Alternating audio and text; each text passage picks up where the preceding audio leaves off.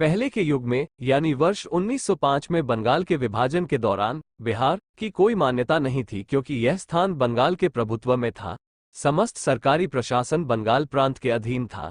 इस अवधि के दौरान लॉर्ड कर्जन ने फूट डालो और राज करो के सिद्धांत की संकल्पना की, जो बिहार और उड़ीसा को बंगाल के माहौल से अलग कर देगा क्योंकि इसकी संस्कृति बंगाल की संस्कृति से अलग थी और इसमें प्रशासनिक दक्षता पैदा करने का उद्देश्य भी था। प्रांत।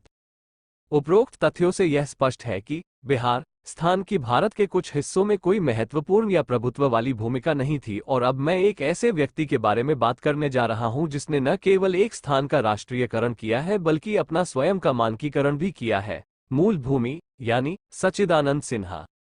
हालांकि इस जीवनी से हम में से कोई भी उनसे परिचित नहीं है, लेकिन उनके उद्देश्य और योगदान की कल्पना नहीं कर पाएगा।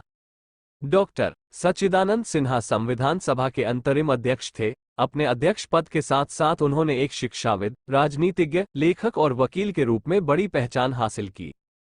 प्रारंभिक जीवन उनका जन्म 10 नवंबर 1871 को आरा में एक कायस्थ परिवार में हुआ था, जो बंगाल प्रेसिडेंसी जिले, जो वर्तमान में बिहार है, में पड़ता था। उनके पिता बख्शी शिव प्रसाद सिन्हा डुमरनिया महाराज के मुख्य तहसीलदार थे। स्कूल में अपनी प्रारंभिक शिक्षा के बाद उन्होंने अपनी स्नातक की पढ़ाई पटना और सिटी कॉलेज, कलकत्ता से शुरू की और उसके बाद 26 दिसंबर 1889 को 18 साल की उम्र में वो कानून की पढ़ाई करने के लिए लंदन गए और वह जैसे समाजशास्त्रीय नेताओं के संपर्क में आए। WC बैनर्जी, SN बैनर्जी और उन्होंने हाउस ऑफ कॉमन्स में प्रवेश के लिए चुनाव लड़ने के उद्देश्य से दादाभाई नौरोजी के साथ प्रचार भी किया। उन्होंने अंजुमन इस्लामिया के संस्थापक मजहरुल हक और बिहार के अली इमाम से भी मित्रता की और वो अंजुमन की बैठकों में भी मौजूद थे। गांधी जी इंग्लैंड में उनके सहपाठी थे। उस समय बिहार की स्थिति विभिन्न प्राचीन ऐतिहासिक परिप्रेक्ष्यों के अनुसार हरियाणा, मौर्य और गुप्त जैसे शक्तिशाली राजवंशों की उपस्थिति के साथ बिहार भारतीय सभ्यता का केंद्र था। ये बौद्ध धर्म और जैन धर्म के रूप में सामाजिक धार्मिक आंदोलन का केंद्र भी था। साम्राज्य के पतन के बाद बिहार स्थान को भी भाग्य में बदलाव का सामना करना पड़ा, क्योंकि सत्ता का केंद्र पश्चिम में कन्नौज, आगरा और दिल्ली और पूर्व में बंगाल था। हुमायूं को हराने के बाद शेर शाह ने हुमायूं को हराकर बिहार के गौरव को बहाल करने की कोशिश की, लेकिन मुगलों ने इसे दबाकर बिहार को हाशिए पर धकेल दिया। पहचान अपमान सच्चिदानंद सिन्हा की आगे की पढ़ाई लंदन में होने पर उन्हें अपने जन्मस्थान यानी बिहार के बारे में कड़वे अनुभव होने लगे, क्योंकि भारत के मानचित्र पर अस्तित्व में न होने के कारण इस स्थान बिहार के बारे में कोई भी नहीं जानता था, क्योंकि बिहार बंगाल प्रेसिडेंसी के अधीन था।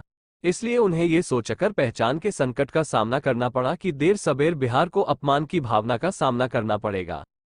लंदन से लौटते समय उनकी मुलाकात एक पंजाबी व्यक्ति से हुई जो उनके साथ सहयात्री भी था। उनका इस जगह से कोई परिचय नहीं था, बल्कि वे इस जगह को बंगाल समझते थे। तथ्यों के अनुसार अकबर ने बिहार के सूबों को विच्छेदित कर दिया और इसे अवध और बंगाल के सूबों के बीच जोड़ दिया गया। बक्सर की लड़ाई के बाद इलाहाबाद की संधि 1765 में बिहार को अलग करने का अंतिम आह्वान किया गया, क्योंकि कलकत्ता में दीवानी अधिकार अंग्रेजी कंपनी को दे दिए गए थे। यहीं से बिहार बंगाल से पूरी तरह अलग हो गया। इंग्लैंड से भारत लौटने के बाद वर्ष 1893 में सच्चिदानंद सिन्हा अपने मूल स्थान पर लौटने पर उन्होंने रेलवे स्टेशन पर बंगाल पुलिस के बैच के साथ कुछ बिहारी पुलिसकर्मियों को देखा। उसी वर्ष उन्होंने कलकत्ता उच्च न्यायालय में बैरिस्टर के रूप में अपना करियर शुरू किया। वर्ष 1896 में वे इलाहाबाद उच्च न्यायालय गए और न्यायमूर्ति से मिले, खुदाबख्श खान। वहीं खान के हैदराबाद स्थानांतरण के बाद उन्होंने अपनी लाइब्रेरी की जिम्मेदारी डॉक्टर सिन्हा को दे दी और 1894 से 1898 तक खुदाबख्श लाइब्रेरी के सचिव घोषित किए गए। इस सभी प्रशासन, राजनीतिक और ऐतिहासिक रूप से भेदभाव ने सिन्हा को बिहारियों के लिए एक अलग प्रांत बनाने के लिए दृढ़ संकल्पित कर दिया। बिहार के रूप में एक अलग प्रांत बनाने में योगदान इस सभी प्रशासन के कारण राजनीतिक और ऐतिहासिक रूप से भेदभाव ने डॉक्टर सिन्हा को बिहारियों के लिए एक अलग प्रांत बनाने के लिए दृढ़ संकल्पित कर दिया। डॉक्टर सिन्हा को अपने जैसे बिहारी भाइयों के साथ हो रहे इस तरह के घिनौने अन्याय को सहन नहीं करना पड़ा। बंगाली जिन्होंने बिहार की अर्थव्यवस्था और राजनीति को नियंत्रित किया, उन्हें अंग्रेजी शिक्षा के प्रति उनकी नापसंदगी के लिए दोषी ठहराया गया है। उन्होंने अपने बिहारी भाइयों को शिक्षा भी नहीं दी। उन सभी को बिहार के संपूर्ण राजनीतिक और आर्थिक परिदृश्य पर हावी होने की विरासत में मिली थी और इन सभी मुद्दों पर बिहार के अधिवक्ताओं द्वारा बहस की गई थी। वर्ष 1894 में डॉक्टर सिन्हा ने बिहार को बंगाल प्रांत से अलग करने के लिए उप गवर्नर सर चार्ल्स डालिमा को एक ज्ञापन दिया। समाचार पत्र का प्रकाशन प्रारंभ किया। कुछ दिनों के बाद डॉक्टर सच्चिदानंद सिन्हा अपने दो साथियों के साथ हसन इमाम और महेश नारायण ने द बिहारी टाइम्स नाम से एक अखबार प्रकाशित करने का फैसला किया, जो अलग राज्य के पक्ष में जनता की राय तैयार करने से निपटेगा। साथ ही डॉक्टर सिन्हा ने अखबार के जन्म को बिहारी टाइम्स का शुरुआती बिंदु बताया। पुनर्जागरण काल उन्होंने महेश नारायण के साथ बंगाल का विभाजन और बिहार का पृथक्करण शीर्षक से एक पुस्तक भी लिखी। वर्ष 1918 में उन्होंने सैयद हसन इमाम के साथ मिलकर अंग्रेजी समाचार पत्र सर्चलाइट निकाला। दूसरी ओर डॉक्टर सिन्हा एक पत्रकार थे। वह इंडियन नेशन के प्रकाशक और हिंदुस्तान रिव्यू के संपादक थे। राजनीति में प्रवेश वर्ष 1910 में डॉक्टर सिन्हा बंगाल विधान परिषद के लिए चुने गए, जहां उन्होंने एक अलग राज्य बिहार की मांग जोरदार ढंग से उठाई और उन्होंने अपनी मातृभूमि के लिए काम करना शुरू कर दिया। बिहार को एक आधार देने के बाद उन्होंने कुछ मुकाम हासिल किया। वर्ष 1910 में डॉक्टर सिन्हा बंगाल कोटे से और मौलाना मजहरुल हक मुस्लिम कोटे से इंपीरियल लेजिस्लेटिव काउंसिल में 4 महाराजाओं को हराकर निर्वाचित हुए।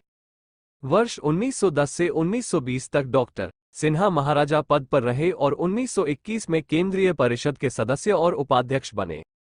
उन्हें 5 साल के लिए पृथ्वी सचिव और कानून मंत्री बनाया गया। वर्ष 1921 में केंद्रीय विधानसभा के प्रथम उपाध्यक्ष, बिहार और ओडिशा के राज्यपाल की कार्यकारी परिषद के सदस्य, विधान परिषद के अध्यक्ष, ओडिशा सीमा आयोग के अध्यक्ष। 1936 से 1945 तक पटना विश्वविद्यालय के कुलपति रहे। सच्चिदानंद सिन्हा की शादी। डॉक्टर सच्चिदानंद सिन्हा ने वर्ष 1894 में लाहौर में पंजाबी परिवार में शादी की। उनकी पत्नी राधिका देवी एक बहुत ही शिक्षित परिवार से थी। 30 जुलाई 1919 को राधिका देवी का निधन हो गया।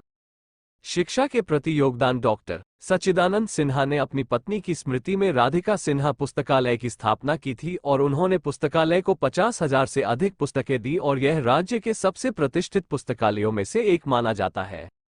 डॉक्टर सच्चिदानंद सिन्हा ने वर्ष 1924 में अपना आवास बनाया और उनका घर अब बिहार स्कूल शिक्षा बोर्ड है। वर्ष 1944 में डॉक्टर सिन्हा ने प्रख्यात बिहार समकालीन और कुछ भारतीय प्रख्यात समकालीन नामक पुस्तक लिखी और ये 2 भागों में प्रकाशित हुई और उनकी दूसरी पुस्तक इकबाल कवि और उनका संदेश थी। 9 दिसंबर 1946 को जब डॉक्टर सिन्हा को संविधान सभा का अंतरिम अध्यक्ष बनाया गया तो संविधान की मूल प्रति तैयार की गई। दुर्भाग्य से उनका स्वास्थ्य बिगड़ गया और प्रति उनके हस्ताक्षर के लिए विशेष विमान से पटना लाई गई। 14 फरवरी 1950 को डॉक्टर सिन्हा और डॉक्टर राजेंद्र प्रसाद संविधान की प्रति पर हस्ताक्षर करने वाले अंतिम व्यक्ति थे। मृत्यु 6 मार्च 1950 को 79 वर्ष की आयु में सिन्हा का निधन हो गया।